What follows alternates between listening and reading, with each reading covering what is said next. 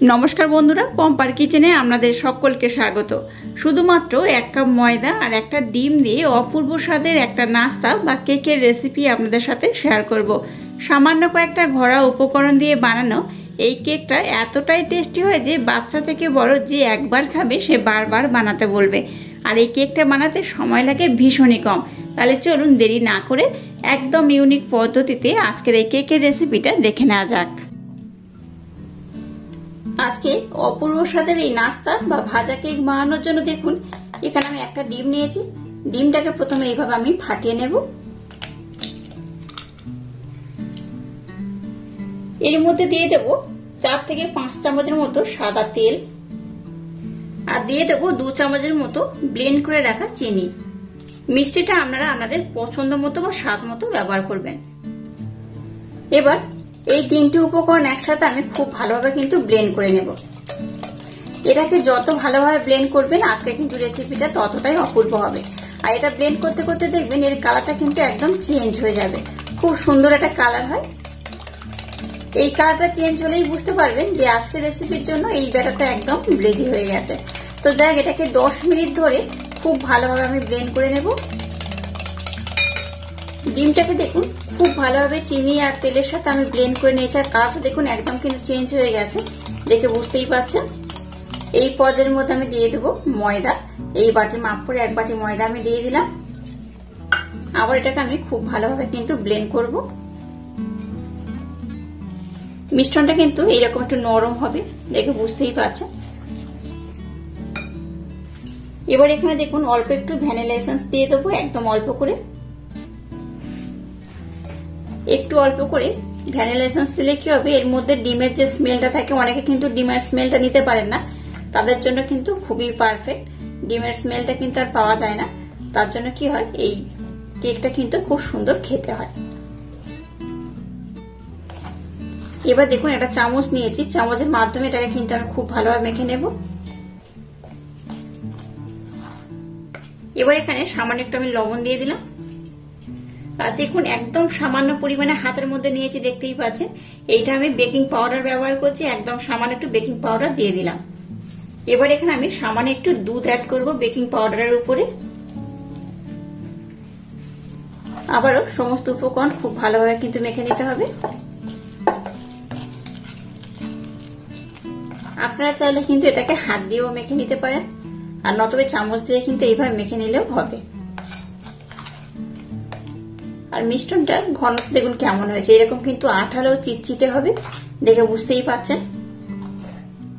এটাকে পাতলা করে মাখাবেন না, এই যেভাবে আমি মাখিয়েছি দেখতে পাচ্ছেন এইভাবে কিন্তু মাখাতে হবে। এই দেখুন এইভাবে কিন্তু মিশ্রণটাকে রেডি করতে হবে। তো যাই হোক, আজকের এই রেসিপিটা বানানোর জন্য মিশ্রণটা কিন্তু আমার একদম রেডি হয়ে গেছে। এবার মিশ্রণটাকে আমি 2 মিনিটের জন্য রেস্টে রেখে দেবো। 2 মিনিটের জন্য রেস্টে রাখলেই হবে। 2 মিনিট পর আমি আপনাদের সাথে নেক্সট স্টেপ শেয়ার করব। এবার দেখুন এই চামচটাকে আমি নিয়ে নিয়েছি, আর এখান থেকে কিন্তু মোটামুটি একই মাপ করে এই চামচের মধ্যে আমি একটু ব্যাটার নিয়ে নেব। আর হাতের মধ্যে একটু আমি ঘি নিয়েছি। এবার এটাকে এইভাবে আমি গোল করে নেব, একটু ছোট বড় যার যেমন পছন্দ সেইভাবে নিলেই হবে। এই দেখুন এটাকে এইভাবে আমি গোল করে নেব। এবার দেখুন গ্যাসটাকে জ্বেলে দিয়ে একটা কড়াইতে তেল দিয়ে তেলটাকে আমি মিডিয়াম গরম করেছি। এবার যেগুলো গোল করে নিয়েছি সেগুলো এই তেলের মধ্যে দিয়ে দেব। এইভাবে দিয়ে দিলাম। আবার একটাখানে দিয়ে দেব। দেখুন একটু ছোট বড় করে গ্যাসের ফ্লেমটাকে একদম লো রেখে এবার এগুলোকে আমি ভেজে নেব। আর এগুলো দেখুন অটোমেটিক কিন্তু তেলের উপরে ভেসে উঠছে, দেখতেই পাচ্ছেন কতটা সুন্দর হয়েছে। এই দেখুন একটাকে আমি উল্টে দিলাম, এই দেখুন কত সুন্দর হয়েছে। আপনারা কিন্তু আপনাদের মনের মতো শেপ দিতে পারেন, একটু ছোট কিংবা একটু বড়, ওইভাবেও কিন্তু বানাতে পারেন। আমি সব রকম করেই কিন্তু বানিয়ে নিয়েছি, একটু ছোট বড় করে।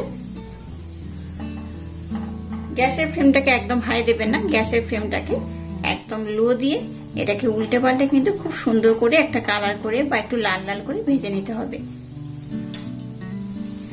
আবার এগুলোকে আমি উল্টে দেবো। এই দেখুন কতটা ফুলে গেছে, এই দেখুন দেখতেই পাচ্ছেন কত সুন্দর হয়ে ফুলে গেছে। সবগুলো কিন্তু খুব সুন্দর হয়ে ফুলে গেছে। এই দেখুন কতটা সুন্দর হয়েছে দেখুন। আর এইভাবে কিন্তু ফেটে যাবে। একটু এইভাবে ফাটা হয়েছে মানে বুঝতেই পারবেন কেকটা একদম কিন্তু পারফেক্ট হয়েছে। এবার এগুলোকে এইভাবে একটু লাল লাল করে আমি ভেজে নেব। দেখুন এগুলোকে আমি কত সুন্দর করে ভেজে নিয়েছি, দেখুন বেশ লাল লাল হয়ে গেছে, দেখতেই পাচ্ছেন। দুদিকটা আমি দেখাচ্ছি, দেখুন কত সুন্দর কালার হয়েছে। এগুলোকে কিন্তু আর খুব বেশি লাল করবেন না, এইভাবে একটু লাল লাল করে নিলেই হবে। এটা দেখতে যেমন সুন্দর, খেতে কিন্তু তেমনই অপূর্ব। এগুলো কিন্তু খুব সুন্দর করে আমি ভেজে নিয়েছি। এবার এগুলোকে আমি উঠিয়ে নেব, আর খুব বেশি লাল আমি করবো না। এবার এগুলোকে ছাঁকনির মধ্যে দিয়ে দেবো। এইভাবে ছাঁকনির মধ্যে দিলে কি হবে, এক্সট্রা যে তেল থাকবে সেটা কিন্তু খুব ভালোভাবে ঝরে যাবে।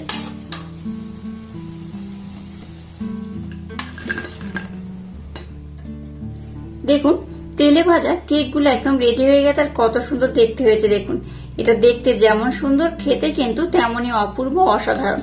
অবশ্য বাড়িতে আমার মতো একবার হলেও ট্রাই করবেন, আশা করছি আপনাদের ভীষণ ভালো লাগবে। তো একটা আমি দেখাচ্ছি, দেখুন এই দেখুন একদম কিন্তু হাত দিলে একদম মুচমুচে হয়েছে। এই দেখুন ভিতর থেকে নরম আর বাইরে কিন্তু খুবই মুচমুচে। এটা খেতে দুর্দান্ত হয়। একবার হলেও আমার মতো ট্রাই করবেন, দেখবেন বাচ্চা থেকে বড় সবাই ভীষণ পছন্দ করবে। এই দেখুন ভিতরটা কত সুন্দর হয়েছে, খুব নরম স্পঞ্জি, ভিতর থেকে যেমন নরম বাইরে তেমনই মুচমুচে। এইভাবে যদি বানান দেখবেন বাচ্চারা খুব মজা করে খাবে। আর আজকের এই ইউনিক স্টাইলের রেসিপিটা যদি আপনাদের ভালো লাগে তাহলে চ্যানেলটাকে লাইক, শেয়ার, কমেন্ট এবং সাবস্ক্রাইব করবেন, আর পাশে থাকা বেল আইকনটা প্রেস করে দেবেন। তাহলে টাটা, আবার দেখা হচ্ছে নতুন কোনো রেসিপি নিয়ে।